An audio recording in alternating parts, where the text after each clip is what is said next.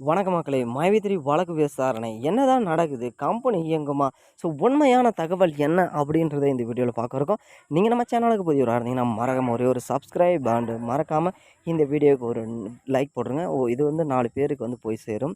So வாங்க வீடியோக்குள்ள போலாம். ஸோ ஆல்ரெடி வந்து பார்த்தீங்கன்னா, மைவி3 வழக்கு விசாரணை மேற்கொண்டிருக்காங்க. ஸோ இந்த வழக்கு விசாரணை கடந்த 1 ஆண்டு 2 மாதங்கள் ஆயிடுச்சு. ஸோ பணம் குறித்தான ஒரு தகவல் வந்து இன்னும் வந்து அறிவிக்கப்படவில்லை.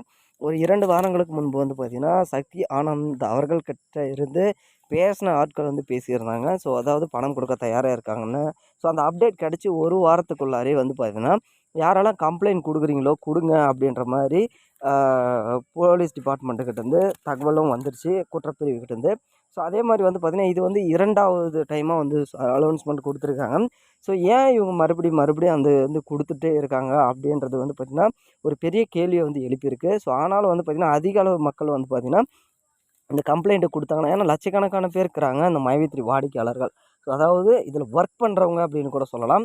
ஸோ ஏன்னா இது ஒர்க் தான் பண்ணுறாங்க. ஸோ இதில வந்து பார்த்தீங்கன்னா, யாரும் அதிக அளவுல பெருசா கம்ப்ளைண்ட் வந்து குடுக்கல. ஏன்னா இது வந்து மறுபடியும் நல்லபடியா இயங்கணும் அப்படின்ற மாரி தான் இதுன்றாங்க. ஸோ இந்த கம்பெனி மேல கேஸ் குடுக்குறப்ப, ஸோ இத்தன பேர் கேஸ் குடுத்துனுங்கிறாங்க அப்படின்றது ஃபைல் ஆகும் அப்படின்றதுனால கேஸ் குடுக்கலையோ என்னவோ, அது பர்ட்டிகுலரா வந்து தெரியல. ஏன்னா அவங்கவங்களோட ஒப்பீனியன் ஒண்ணு இருக்கும்.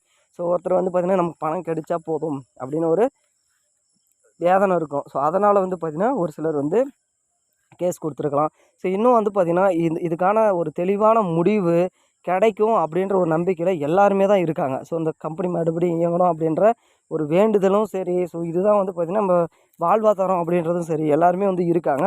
ஸோ இன்னும் வந்து பார்த்தீங்கன்னா, ஆல்ரெடி நம்ம சொல்லியிருந்தோம். இன்னும் ஒரு 3, 4 தினங்களுக்குள்ள இந்த மைவி3 கம்பெனி வந்து பார்த்தீங்கன்னா, இது குறித்தான வழக்கு வந்து விசாரணை நடக்க போகுது அப்படின்னு. ஸோ இந்த வழக்கு வந்து அதிகபட்சம் வந்து திங்கள்லேருந்து புதன்கிழமைக்குள்ளார ஒரு முடிவுக்கு வரும். அதாவது இது ஏன் இன்னும் வந்து எடுத்து செயல்படாத்தாம இருக்கீங்க அப்படின்றது ஒரு குற்றச்சாட்டு வந்து பார்த்தீங்கன்னா, ஆல்ரெடி போயிடுச்சு. அதாவது அந்த வழக்கு குறித்து வக்கீலுங்கிட்ட வந்து போயிடுச்சு. ஸோ இது வந்து பார்த்தீங்கன்னா, மீண்டும் வந்து வந்து படுத்த போறாங்க அப்படின்ற மாரி சொல்லியிருக்காங்க.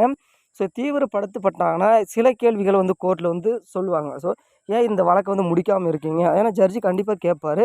ஸோ இது ஏன் முடிக்காம இருக்கீங்க? என்ன குற்றச்சாட்டு இருக்கு? ஸோ இதில என்ன ஏமாத்து வேலை இருக்கு? அந்த மாரிலாம் வந்து கேட்பாங்க. ஸோ இதுவரைக்கும் அது வந்து எதுவுமே நிரூபிக்கப்படவில்லை அப்படின்றதுனால தான் இந்த வழக்கு தள்ளி தள்ளி போகுது. ஸோ திங்கள் இருந்து புதன்கிழமைக்குள்ள இதுக்கான ஒரு முடிவு கிடைக்கும் அப்படின்றது த த தற்போது வந்து பார்த்தீங்கன்னா, ஒரு தகவல் வந்து கிடைச்சிருக்கு. ஸோ இது எந்த அளவுக்கு உண்மை அப்படின்னு பார்த்தீங்கன்னா, ஏன்னா அந்த ரொம்ப லாங் டைம் ஆனதுனால இதுக்கு தான் வந்து இந்த போலீஸும் சரி, டிபார்ட்மெண்ட்டும் சரி, அத மெயினா வந்து பார்த்தீங்கன்னா, இஓடபிள்யூ. ஸோ இந்த டிபார்ட்மெண்ட்டே வந்து பார்த்தீங்கன்னா, அதுதான் நம்ப மைவி3 கம்பெனி வந்து உள்ள தள்ளுனதுன்னு கூட சொல்லலாம். ஸோ இதுக்கான ஒரு அறிவிப்பு ஏதாவது வந்துச்சுன்னா கண்டிப்பா தெரிவிக்கிறோம். ஸோ வேறு ஏதாவது தகவல் வந்துச்சுனாலும் தெரிவிக்கிறோம். நன்றி, வணக்கம். Thank you.